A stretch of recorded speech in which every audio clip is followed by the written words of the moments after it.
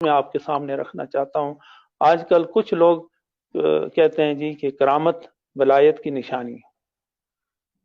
ایسا نہیں ہے میرے دوست، ولایت استقامت کا نام ہے۔ استقامت علی وجہ الکمال جس کو نصیب ہوتا ہے ولی وہی ہوتا ہے، اور الاستقامت فوق الکرامہ، استقامت یہ ہے کہ اللہ نے نبی کے صدقے جو شریعت عطا کی ہے اس شریعت پر انسان صبح و شام ہر لمحے ہر گھڑی اور وقت کی ہر اکائی میں اس شریعت پر پابندی کے ساتھ زندگی گزارے تو یہ استقامت کہلاتی ہے۔ اور جس کو استقامت نصیب ہو جائے اسے ولایت عطا ہوتی ہے، اور جس کو ولایت عطا ہوتی ہے تو اس ولایت کے درجے پر فائز ہونے والے کی نظر کرامت پر نہیں ہوتی، استقامت پر ہوتی ہے، اور پھر اس استقامت کے نتیجے میں اس سے کرامت کا اظہار ہوتا ہے، چاہے اس کو خبر ہو چاہے اس کو خبر نہ ہو۔ حضرات گرامی، میں ایک تحریر پڑھ رہا تھا تو اس میں لکھتے ہیں کہ ولی ولایت کی جب منزلیں طے کرتا ہے تو یہ جو کرامت ہوتی ہے یہ بائی پروڈکٹ کے طور پر سامنے آتی۔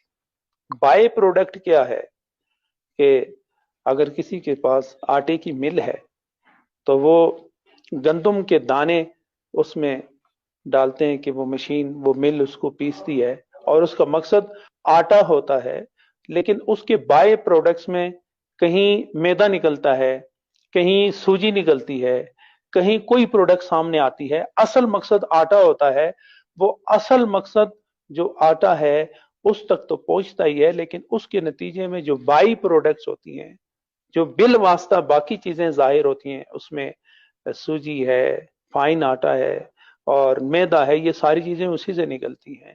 تو بے عینی ہی اسی طرح جو طریقت کے راہ پر، ولایت کے راہ پر، شریعت کے راہ پر، استقامت کے راہ پر چلتا ہے تو اس سے کرامت ظاہر ہوتی ہے۔ اس کو میں دو چار اور آسان جملوں میں آپ کے سامنے رکھوں گا۔ حضرات، جب گاڑی موٹر وے پہ چلے یا کچی سڑک پر چلے تو آپ نے دیکھا ہوگا وہاں سے دھول اٹھتی ہے، تنکے اٹھتے ہیں، خس و خاشاک اڑنا شروع کر دیتے ہیں۔ تو جو نادان لوگ ہوتے ہیں جو آ تو جاتے ہیں طریقت کے راستے پر، لیکن اپنی گاڑی، روحانی گاڑی کو جب دیکھتے ہیں پیچھے مڑ کر تو اس سے دھول اٹھتی ہے، وہ کھڑے ہو جاتے ہیں، ان کی منزل وہیں تک ہوتی ہے۔ لیکن جن کی نظر مستقبل پر ہو، جن کی نظر اعلیٰ منزل پر ہو، وہ پیچھے مڑ کر نہیں دیکھتے، ان کی منزل آگے ہوتی ہے اور گاڑی سے پیچھے دھول اٹھ رہی ہوتی ہے اور اس سے تنکے اڑ رہے ہوتے ہیں، چھوٹے چھوٹے کنکر اڑ رہے ہوتے ہیں۔ وہ اس سفر میں سفر کے جاری رہنے کو ظاہر کرتے ہیں کہ یہ رکا نہیں ہے، اپنی منزل کی تعریف اور اپنے مقصود اور مدعا کی طرف یہ مسلسل سفر میں ہے۔ تو جو اس طرح مسلسل سفر میں رہے تو اس سے کرامت کا اظہار ہوتا رہتا ہے، اور جو رائے حقیقت پر بھی ہو لیکن کھڑا رہے تو جس طرح گاڑی کھڑی رہے اس سے دھول نہیں اٹھتی، اسی طرح جو طریقت کے راستے پر آ جائے اور طریقت کے راستے پر چلے نا تو اس سے کرامت بھی ظاہر نہیں ہوتی۔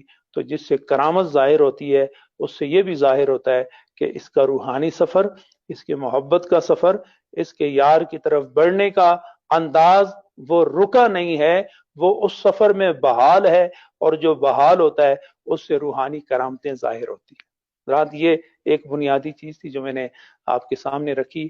میں پھر اس کو دہرائے دیتا ہوں کہ کرامت ولایت کے لیے شرط نہیں ہے۔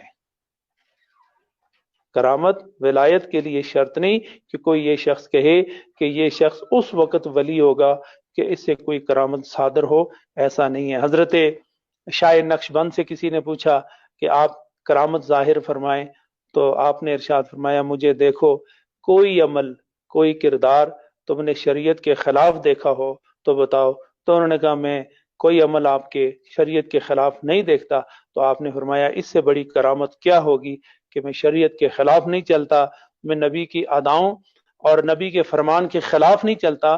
تو جو نبی کے فرمان اور شریعت کے خلاف نہ چڑھے اس سے بڑی کرامت اور کیا ہو۔ سب سے بڑی کرامت یہ ہے کہ وہ شریعت طریقت کے اصولوں پر چلے، تو یہ سب سے بڑی کرامت۔ اور کرامت کا مطلب عزت ہوتا ہے، عزت شریعت سے ملتی ہے، عزت شریعت و طریقت سے ملتی ہے، یہ دونوں جہاں ہی اکٹھی ہوتی ہیں اللہ تعالیٰ کرامت بھی وہیں عطا فرماتا ہے. میں مختلف